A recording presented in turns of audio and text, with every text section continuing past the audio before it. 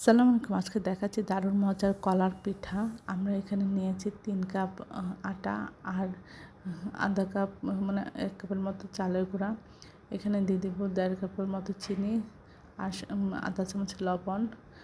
এখানে দিয়ে দিচ্ছি একটা ডিম ফেটিয়ে দিয়ে এভাবে শক্ত একটা ডো তৈরি করে নেব। নেওয়ার পর আমরা রুটি বেলে আমরা এভাবে গ্লাস দিয়ে বা কুকি কাটার দিয়ে গোল গোল শেপে আমরা কেটে নিচ্ছি।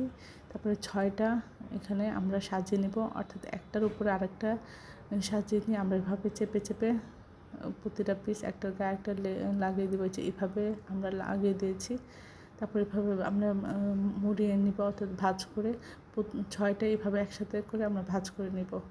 ৬টা ভাঁজ করা হয়ে গেলে আমরা মাঝখানে কেটে নিয়ে আমরা এভাবে গোলাপ ফুলের মতো করে ছড়িয়ে দেবো, অর্থাৎ পাপড়িগুলো হাত দিয়ে একটু ছড়িয়ে দেবো, তাহলেই গোলাপ ফুলের শেপ চলে আসবে।